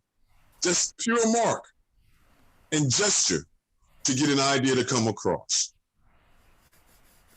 Can texture, like, all right, Raymond, can you look at your own piece and see if there's any patterns, any sequences that you can repeat in your piece? Yes. You see, so you can use that suggestion to bring more life to a piece. If something's interesting to you because you're attracted to it, then can I replicate it either larger or smaller throughout my piece to bring even more interest? Yeah, Nadine, I see you working real intricate. Is that closet perfectionist trying to climb out the closet? Yes, I'm trying. That you know what that means, then that means a turn or something has to go down. Yes, I'm about to turn, but I got one more smudge to do. There it is. That's what I like hearing. Yeah. Yes, indeed, you guys. I don't know, I get excited, man. So, you know, it's beautiful to just share with people, and people want to share with you. Like, what? You want to share with me? And you want me to share with you? Come on, let's do it. You know what I mean? Come on, let's get it. That's the beauty. Yeah, and it's any material. That's why with this session, once again, Raymond, Nadine and myself, our idea was we wanted to leave it open. That's why I did the material list the way I did it. Impulsive. So that if people watched it, they were going to bring whatever they was going to bring.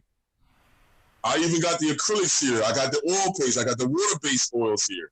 So I was ready any which way. I wasn't going to get caught off guard this time, Nadine. I forget the young lady that got me that day. That was great the way she slipped it in. That's a maverick for you. She just slipped it right in. Well, what about this marker? I'm going to put the marker in. Whoa. Wasn't expecting that, but hey, put it in. See what happens. Was it Carol? Carol? I think it was Carol, yeah. In the attic? Yep, yeah, there it is, yep. And then the one before her that time. Pavisha. Yeah, there you go. And she snuck the marker in. Yeah. So yeah. I don't know. I love the Mavericks. When the spirit calls you to pull something in, you just drop it in. That's the other thing, Raymond, we talk about here. If you had a preconceived notion in your mind to drop something in, I'm not going to tell you not to put it in. My thing is, put it in. Let's see what happened. If it didn't work in this one, you have an opportunity to do something else within the same vein to do what? Have another opportunity, another vanishing point of manipulating or have this idea stretch out. Yeah. Right. And that's where you can get a series going. You see? You can just pull out 10 pieces of paper and say, on these 10 pieces of paper, I don't know if it's going to happen in one day. Right. It may happen in one day. It may not. However it's going to be, these 10 are going to be a whole, how would you say, journey into this idea that I'm going to have. Right. You don't have to turn the green screen off for me to see it, Raymond. Right. When you hold it up, yeah. So I looked up, I said, oh man, look at all those funky colors going down. You know what I mean? And I forgot you had the blue screen on, so that's what happened, or the green screen. So once you take that off, then we can see your image. Yeah, there it is. Yeah, look at that, Raymond. Look at that environment that's happening in the background, in the upper right and the upper left-hand corners of your piece. Now look at how your figures at the bottom, it feels like they're having some type of discourse about what's happening above them. Yeah. Is there a way, Raymond, that you could possibly take your black chalk and break up the red area a little bit more? You see, to make more of a didactic or how would you say, a more fractile space? Because as a human being, we like to see fractile, broken up spaces. We like to see comparisons between dark and light, big and small, you know, few and many. We like to see these type of different disparities. So when you have blocks of areas like that, if it's not bothersome to your design that's going on now, another suggestion, when blocks of areas become an issue where they become dead zones, then you can put something in there to break it up. The idea then is to use that small idea that I was talking about with the shapes. Oh, okay. Yeah. Or you can use another line. You can use lines to strike in that space. You see? Right. So in other words, let me show you on the board real quick. What I mean by that is there's patterns that you can make. I'm just going to rub out this area right here, Raymond. What I'm saying is, Raymond, is like you can take a group of lines and just put them together in areas and do this. See how I'm doing that, Raymond? Yeah. And you can take that pattern of a wiggly line and replicate it and then put it in that area. You see what I mean? Right. And you can put it in any direction. You can put it horizontal, vertical, diagonal, turn it backwards, however you want to do. It's a simple way of making a pattern by hand. No ruler, nothing like that. Just taking the chance. That's my big thing. Just take the chance. Do it. If you do it, you won't regret it, because you'll add something else to your arsenal, or it'll open you up to other possibilities that you never thought about your work. That's all I try to get people to see. You know, because we can get stuck in ways. Like a lot of times we can get stuck, you're working by yourself. You know what I mean? It's like you're a boxer. If you don't have somebody that'll just make mention, you're going to throw that jab wrong, and somebody going to slip that jab and give you a crazy uppercut. You know what I mean? Right. You know? So my thing is when somebody's painting, a lot of times we can be to ourselves and these things start to seep in that may be counterproductive, but we don't know until we have people engage with us. You see? And then that's when an individual has to look at themselves and say, oh, am I being a tyrant or am I being open? Mm-hmm. You know, because we can be tyrants real fast. You can close down everything and say, no, this is what it is. Hey, Don, I'm Raymond Tyler. This is the way I do my work. And that's that, man. I was just here just for entertainment reasons only. You know, you can go out like that. No, I'm not going out like that. Like, right, Nadine, when you take that chance, yeah, man, I'm telling you, you will never regret it. Because can't nobody take it from you. Once the suggestion is given to you, it's like salt. You got to throw it over your shoulder, Raymond, or you can look at it and say, well, is that going to make my steak or my potatoes or my vegan meatloaf taste better? You know what I mean? You know? And then when you look that long at a piece, I say pull out another piece of paper and start another one. Yeah. That's what I may do. Yeah. That's what I'm saying. What time is it? It's Oh yeah. 11:31, and look at how the time gets away from us. Okay. What time is this session over? It's 12 normally over in about an hour and 45 minutes, 2 hours, because we break down stop around about 11:45. We de-escalate, we talk a little bit, you know what I mean? We talk about the experience. How'd you feel? Do you feel as if you're going to be able to, how would you say, use these suggestions again? Would you want to take a class? Things like that, Raymond. We'll sit and talk about. Gotcha. Because it was just us three, and that's what happened before. When we did this before, it was just 4 of us that time. Yeah. So we'll go with whatever number is there because we understand the replay world. Once we put it up, we get more coverage from people, and I think it's out of fear. People just don't like to participate right away because they think they're going to be judged.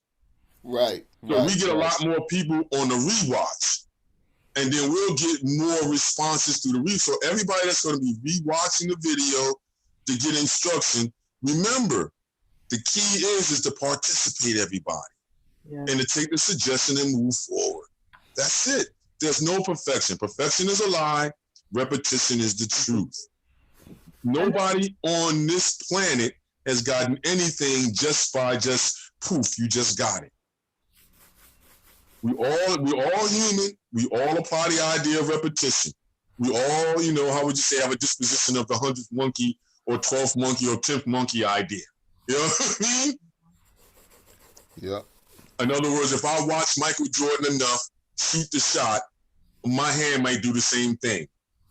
If I watch Bill Gates and what he does and his strategies to do what he does, I might be able to move in that way too as well. Human to human, you know what I mean? So why not?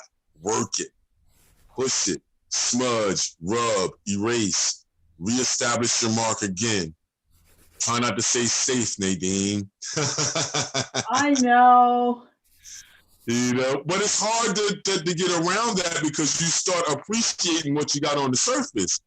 You're like, and that's I like this. You start to enjoy what you have on the surface, but then that's when you have to say to yourself, okay, well, no, Don, I don't want to destroy this one. I like it right here. Right. But then you absolutely know why you like it because you went through the process. And wouldn't you agree, Raymond, you're making a new process out of your old process that you may have had? Yes, definitely. Yeah. Now, I'm not saying, this is going to revolutionize your whole process. No, I'm just saying these are suggestions that help. Exactly.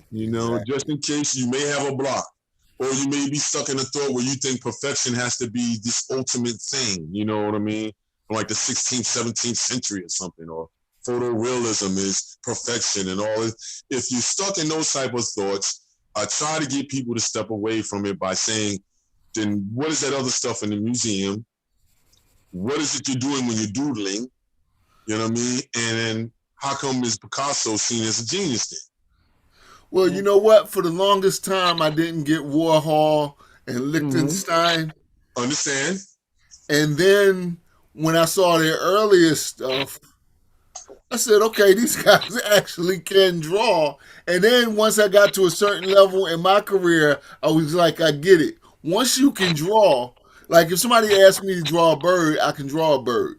Right. You know what I mean? So I get what they was doing by just taking that concept of simple comic books and then blowing it up. Yeah, because you would look at it in the earlier stages, you would look at it as what? Appropriation or stealing. Right. When really he's repositioning it. I had to get it too as well with Liechtenstein. I love comic books. I had to get it together with Andy Warhol, but Basquiat helped me to understand Warhol.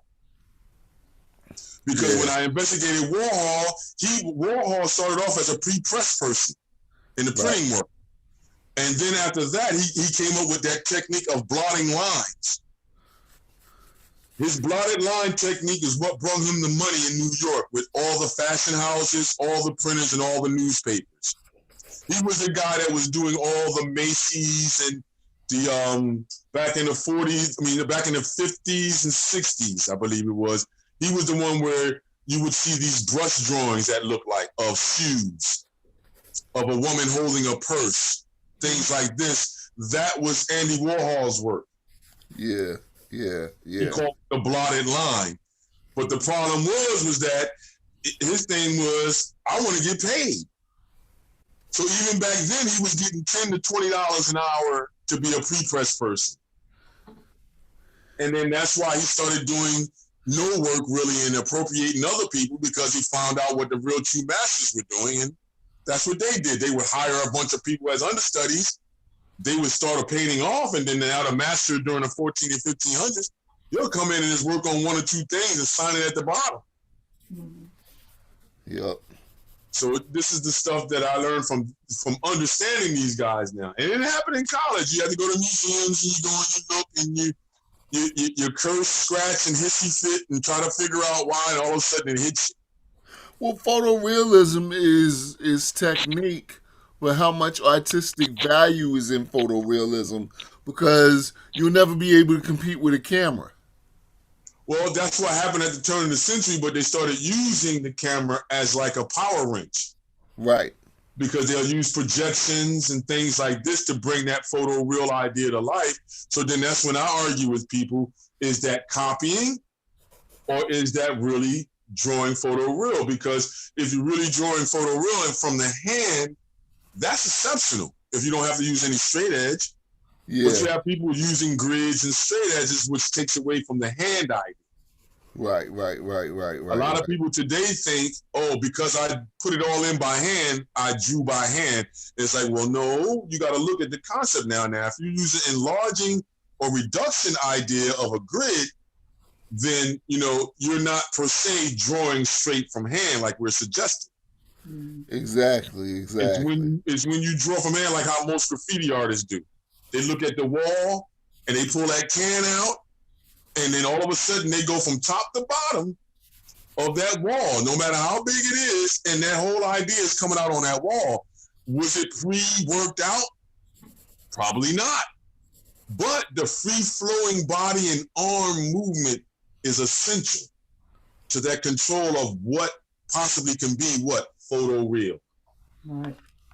And that's all that is. So and then now people started using the grids. Now everybody uses Photoshop. Yeah. And Photoshop can break down a photograph into its linear equation, its color equation, and then break it all up and give you an equation of parameters where you can use that to draw out an idea on a wall. Mm-hmm. Heck, now you don't even have to do that. Now you can call up a place, email, text, or Bluetooth your idea over to them, and they'll blow it up and cover the whole wall or the whole house with your idea. Right.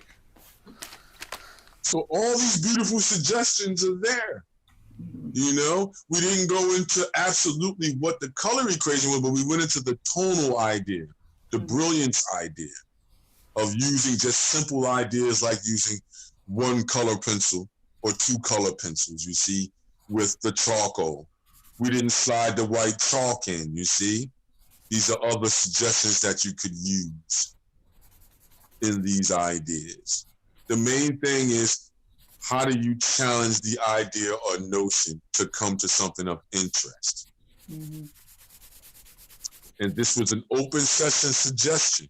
That's all this was, to see who we would get, what responses we would get from the suggestions, and how people will move. So now I just have a box ready for when we do the next one. I'm just ready. Right. So whatever direction the crowd wants to go in until we become more direct. Because I do direct sessions in other mediums. Mm-hmm. But when we're doing it like this, Nadine and myself, Raymond, we thought to ourselves and we said, you know what, let's just try to keep it open, see what happens. Yeah, use the power of chance. The creative experience is when you allow yourself the time, you're loving yourself by giving yourself that time to create. And Yeah, absolutely. We get so caught up in what's going on, and we don't take that time to just listen and see what the paper is saying to us. Yep, that surface, the almighty square, you know what I mean? That universal prime. When you look at it, that's your world. That piece of paper is your world. It's representative of your thoughts, your existence, your who, what, where, when, and why, and how. Yeah. Yep. Don, Yes. you said you're gonna have a you're That's on gonna the have a 30th. special treat later on today. Say again. Are you gonna have a special treat later on today? Oh yeah, we might just come on just for the heck of it, just to just have fun on the on the Facebook page. Gotcha.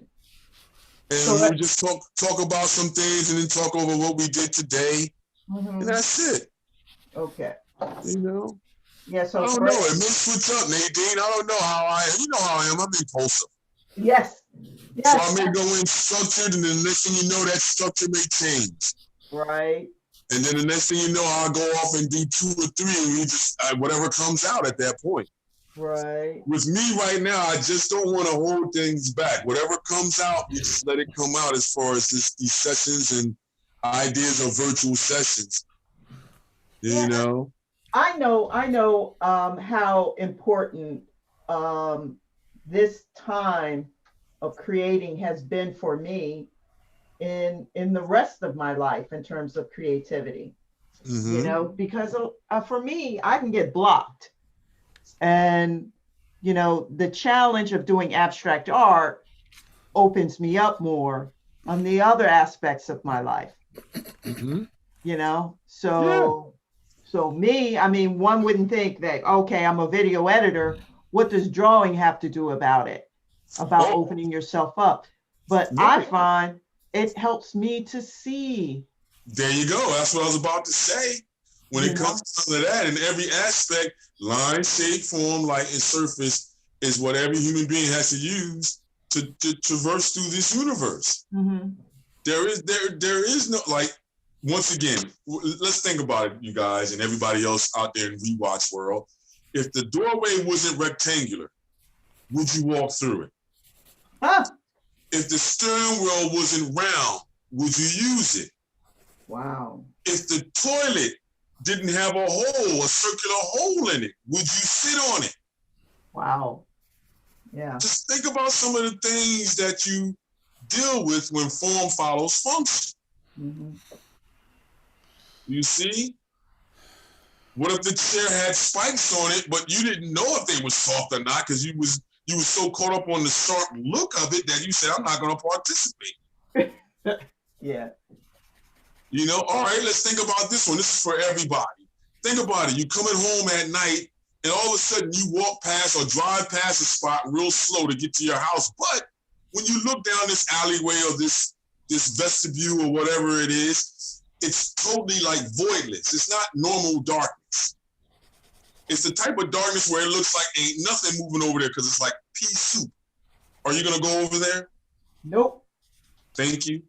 What about if that same atmosphere and you look at your front door and you look through the windows in your front door and you know you left a light on in your house and you looking in, it's voidless like that. Are you going in your house? Nope. I know I'm not. Well, not right away. Not right away, but I'm gonna, you know what I mean? I'm gonna hesitate. You wind up in an episode of The Twilight Zone. Exactly. You see what I'm saying? But it's to prove to you that observations are key all day, every day. Right. All day. Think about it. You go to sleep. When you lay down and look up, you know the ceiling is up. You look off the edge of your bed, you know the floor and your slippers or whatever you left there on the floor is there. After you wake up the next morning, you open your eyes and your slippers is on what we call the ceiling. And then you go to the bed and then the fan and the lights is right there in your face. Yeah, there's a problem. Or you're going to blink your eyes and laugh first, like, oh, man, I'm just tripping, man. Let me blink my eyes. And then it doesn't go back to what you thought it was before you close your eyes. You're going to have a problem. You're going to call a doctor. You're going to scream and holler. Somebody's laying next to you like, hey, is your slippers on the ceiling? And if the person says no, you're going to be like, I got a problem. Get me to the doctor right now. I'm having a stroke. Something's happened. You know, something's happened. Because why don't you see your slippers on the ceiling like me? Right. Just think about these things, these small things that we take for granted nowadays. You know, if you just look at them, you'll see it. That line, shape, form, light, and surface is your everyday. Think about it when you go in the supermarket. What do? They sell you all day, every day. All the packages have to be light, right? Or red, or yellow, right? Bright colors, right? Yeah, they encourage you to be hungry and to buy. Yeah, shiny, right? Sometimes it's orange because they say that orange color triggers the stomach. Yep. So now you see Wendy's and Doritos Burger and all these different King, bags. KFC, all of them use the same colors. There you go. You see it. So then this is what I'm trying to say. Line, shape, form, light, and surface is used with you or against you, whether you like it or not. How about that? Yep. And the more you pull from it, the better off you'll be. Your creations will have more, how would you say, the idea of being boundless. Mm-hmm. You know, you can traverse any situation because you're taking into account those factors. Now, is it wrong not to? No, there is no wrong and right when it comes to creativity. There's really only what is. Even if you look at Tesla, you know what I mean? He did things based upon repetition, and he studied those ancient ideas and traditional ideas to understand how to get to his current idea on electricity that we use. You know what I mean? So that AC compared to DC, you know what I mean? He got it based upon observation. How does electricity bounce off the ionosphere or bounce through the ground? What makes some ground electromagnetic? What makes other ones not? And then boom, alternate current idea came about. You know what I mean? Right. The Tesla coil was made. Yeah, it's the same thing with everything else. Think about George Washington Carver. And that doggone plant life and the cell idea, and you know what I mean? He made his own paints and all this good stuff off of understanding plants. Where did he get the understanding to pull the color out of a green plant and to separate it into blue, red, and all the basic colors? Wow. Observation, line, shape, form, light, and surface. Yeah. Look, we got Raymond working hard, Nadine. Look at him. Over there. He looked like he's a kid in a candy store. His lip is dropped. He's working. It look like he's back being like under 14 or 15, working on his artwork again. For real, for real. Yeah, that's the way you look, man. You like, and that's the look that I look for, Nadine. I look for people like how you looking, Nadine. Your chin is up. You're looking. You're trying to get closer to the surface. I look for those type of things. That's the child aspect in everybody. Yeah. I want to do more. You're so concentrated that your face starts to distort. Or you lose track of time and space. Yeah, man, that's what you want. You know? Perfection is truly a lie. It's perception.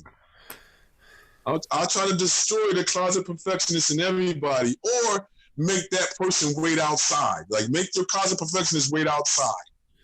And now when you're done, you can bring them back in. You know what I mean? Or bring her back in. You know what I mean? Yeah, why not? Have them. That's the human condition. We're fight. That's our fight. But as a suggestion, if we use these ideas that I'm suggesting, and I use them for myself too as well for all my pieces, and I've been able to, you know, how would you say, knock on wood, continue to intrigue and how would you say, garner the interest of individuals around me based upon me, you know, manipulating the plastics, as we call it. Ooh, to sound important. Watch out. I am manipulating the plastics of the situation to get closer to my feminine side. Yeah, Raymond didn't respond to that one. He was like, what? Get closer to the feminine side? Pause, man. Listen, Pause. man. However you want to do it, bruh. You think you're the first artist I ran into with a feminine side? I hear you, but here's the key though. Creativity is a feminine energy. Because I'm a heterosexual, but we have to ask ourselves, Where's the baby coming from us, Raymond? You know what I mean? I don't create Exactly. to that level. I just manipulate. You know what I Exactly. mean? So that's what I mean by that. You know what I mean? True creativity is a feminine energy. Look, man, when I went to college, I just had to, it's something, because I'm 52. So when I went to What college, year? You would like mine's here. yeah, well, when I was in college, when I first got to college, my whole reaction to people of a different sexual persuasion was different until I had to like deal with them and work with them Hmm? like somebody who's never met a black person before. If all True. you know of what you see on TV, you might think I'm Link from Mod Squad. I never had an True. afro ever. True. True. True. But see, for me, going to art and design high school, these type of environments that we have in society, being in the Marine Corps, things like this, it's like you bump into these entities, these types, and you have Right. to understand that that's another form of being human. Well, it's not only that. It's also when you meet somebody and you have all these preconceived notions about That's how what I they are mean. based on stuff like sexuality, you find out it's all BS. Well, yeah, that's why I'm saying it's all part of the human condition. That's what I mean by that. It's like the Right. human experience. It's like certain people are going to go, certain humans are going to go certain ways, but we still all breathe air. Right. We I'll still give you an all example. stress. I tell Mm-hmm. my friends all the time, you go ahead and tease somebody gay. That brother's still a man. Yes. I've seen gay Back up. people smooth knock a joker Yeah. out. Well, I've seen worse than that on 42nd Street in Broadway, where you have a transvestite that walks around with a straight razor. Now you got female energy with male strength. Yeah, we know Yep. how that ended. Exactly. So yeah, so my thing, and plus, when I was going to art school in New York, when I was going to high school, these guys knew all the best looking women. Yeah, they knew So all, you know what I they knew mean? all the dances. I was one of the guys that would walk around and knew them, and then I would be able to, I would say, meet all the finest women when I didn't have a girlfriend, because most of my friends, they were fashion guys. Right. And then you have another contingency. So, you know, in a school like that, environments like that, you start to understand the human condition. Then you understand that that's always been. An Exactly. asexual individual has always been, whether it's male or female, it's Right. always been. So Right. then that's the creative process too as well. Why Right. not? Right. You know? So, with all that being said, way to go, everybody. How does it feel? How does it feel to create? It's This is the second one I 11:54. was working on. Say again? Yeah. This is the second one I was working on. Okay. Then I would say to you, how do you break up to make difference or to make discord when you start doing it? Because for some reason you put those shapes at the bottom, then how could we either say that we're ignoring that bottom by putting a barricade in front of them or putting a barricade behind it? You see what I'm saying? Yeah.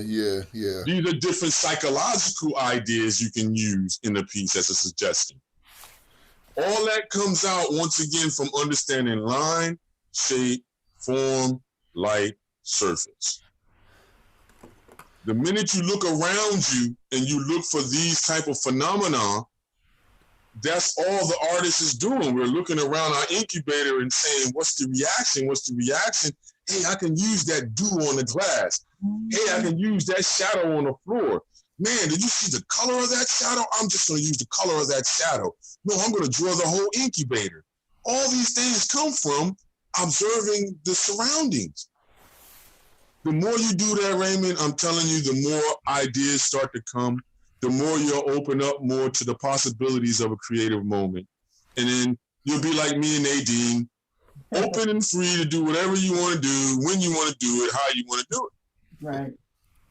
You I'm know? getting there. No, you're there. You're there. Just take it with you and, you know, Put it in your back pocket and pull it out and read it. Say, okay, now line, shape, and form. Where is that at around me? And you just start looking. Right. Look at the tabletop. Look at your walls. Look at the ladder and your shoe rack behind you. Look at the intricate things on how overlap can be shown. You see, these things look mundane, but if you look at them, look at a staircase. What does a staircase have to offer you other than just walking up and down? Can you look through the banister? Is there an interesting overlap by looking at the banister? How about perspective? Do you learn anything about perspective by looking at stairs? Yes. Yeah, it's like, but what I'm saying is, it's the power of observation and what your intent is when you're observing now at that point. Exactly. I agree.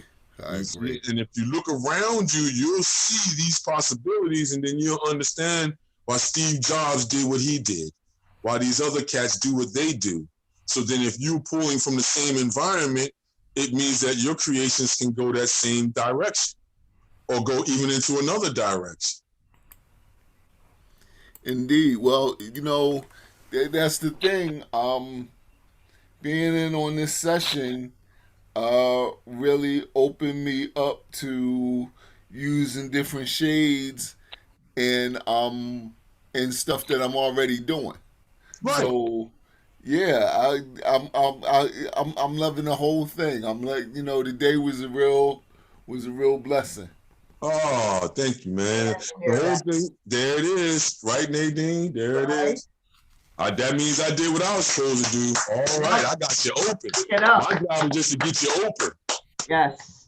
That's it. Yes, Nadine just kept on working back there. So I saw her working. I said, all right, let's let Nadine have the last 5 minutes to herself. You know what I mean?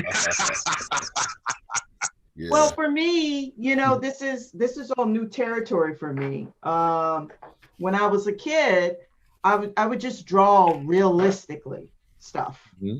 And then, life got in the way. I got into other stuff, video editing and, going to school and then my day job. And then coming back, I just felt I needed there was a blockage, and drawing realistically, everything is about perfection. So you think. And that stifled or closed down the faucet of creativity to a certain degree. And then, reaching out and connecting with Don and telling him, what's going on with me, started taking classes, and just the process of, seeing the material, working with it, and that there is no wrong. That perception that there is no wrong. You just go at it. You see what happens. And this notion, I like the notion what Don does is, and I know you hear Don, I'm just saying, the idea of working on a piece and then not staying on it too long and starting another one and then starting another one.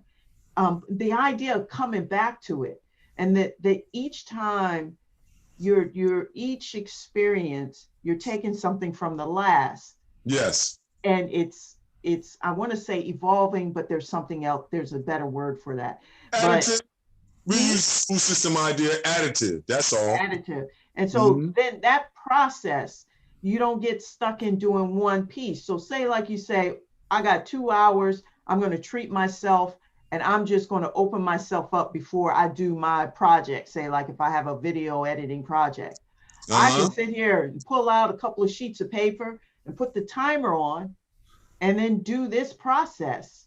Yes. Starting with something that's organic, putting it on the paper, and then just like start adding lines, start adding shapes, start adding color, adding texture, and just turn until something starts to happen.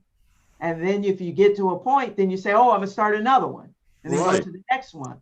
And then to be able to then get up after 2 hours and then look back at what you created. Yeah. And then you can say, wow, look, I liked what I did here. One, definitely. I was the veiling that started to happen because I was doing the squiggly lines. Right. I took in and used the rubber eraser, which started making this nice little tracking Right. wave kind of feeling. I love that. I want to be able to pull that back in somewhere. There you go.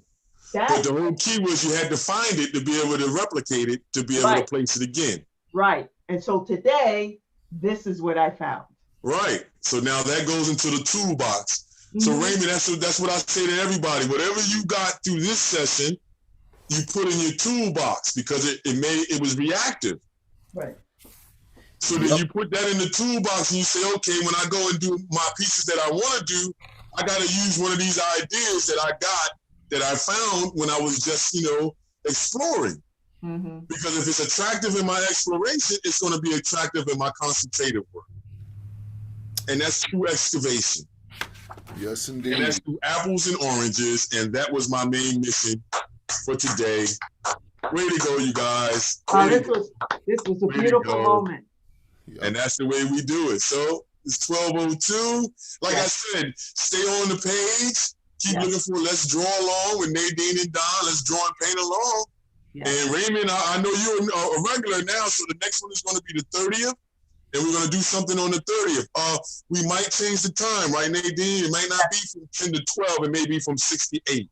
So it might be to see, make it available to other people, although I know that, it's kind of the holiday coming up to the New Year's. But we want to allow the opportunity for others to be a part of this experience.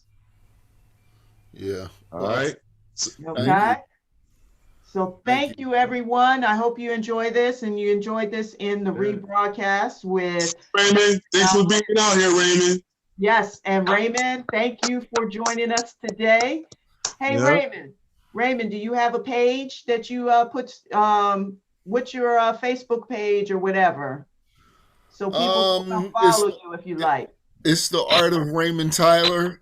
Okay. I'm still building it because I'm connecting it to a website with a new brand of art that I'm doing called Deep Dope Soul. Nice. Okay. Which is a brand that's looser than my regular stuff. So and this will definitely help me with what I want to do with Deep Dope Soul too. So there it is.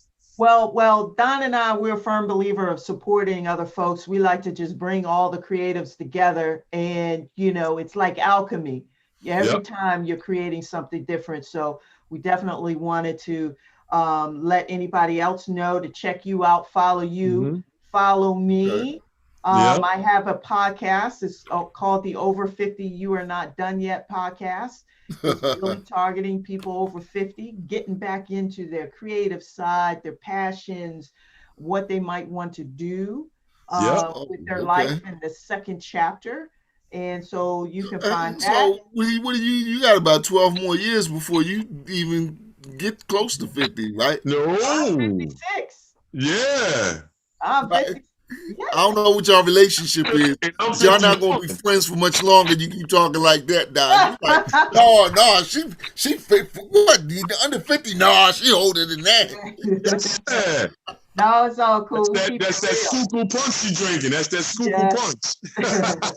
That scoopal punch. So, and then also, I want to also give a big thanks to Don. Don's been doing a lot of stuff. I'm just really proud to be connected with him because not only is he out there energizing folks over 50 in the senior citizens homes, but also supporting local artists who are young or diving into it, maybe thinking about that being their sole income, and also looking to work with young kids. And we definitely need that kind of support. So I'm really, really glad to be connected with him. And Don, where can people go to see your art, to see what you're about, and maybe even sign up for private lessons, just like what I do? Yeah. Oh, well, mainly everybody, you can just come right to the page and you can come to Let's Draw and Paint with Nadine and Don. That's one spot you can do it. You can leave a message there and things like that there. Or another way you can do it is you can do the email thing if you want to. And that's what? Donart, DONART 8769 at gmail.com. That's the most direct way to get with me. The other way is you can put my name in, Don Stevens, in Facebook. You can put it in Instagram, and you're going to see stuff that's going to come up. You can do a Google search, because now I have a Google page. So for everybody out there, including yourself, Raymond, Nadine, you can go to Google. I know we have a lot of controversy with this application, but you can do a business file, and you can fill out your own business file, put pictures there and everything else, put your address and your location, and it comes up anytime somebody searches for artwork and things like this. So you can put in Don Stevens art in Google Maps for Philadelphia, and you'll see it. I'll come up, and you'll see all the photos. So it's another way of having, websites and things like this. So those are the various ways you can catch me. Other than that, you can call out to the wind, or you can put a signal up in the sky like Batman, and I might descend from a cloud or something and come down and say, let's keep creating, everyone. Da-da-da, So if you're on Facebook, definitely check out, stay tuned. We may have a little surprise for you later on. Keep your eyes open. Otherwise, December 31st, is 30th. Sorry. It's okay. December here. We all over 50, so we can do that. December 30th. It's a Wednesday. We're looking at 6 p.m. to 8 p.m. Stay tuned. Look for the post to let you know what's going on, what materials you might need. Thank you. Thank you so much for joining us on the rebroadcast. I hope you enjoy it. Please leave your comments about things that you liked about it, what you would want to learn in the future. We're here to create together. Thank you so much. Thank you, Don. Thank you, Raymond. Let's end it all right. Let's create. Come on, Raymond, you gotta say, let's keep creating. Let's keep creating. That's right. Now that's your line now, Raymond. You gotta use it now. You gotta use it every day. Let's keep creating, and you'll see. All right? All right. Guys, love you all. Take it easy, Nadine. Talk to you on the leap side. Okay, you bet. Thank you, Raymond. Take care. Peace. Peace.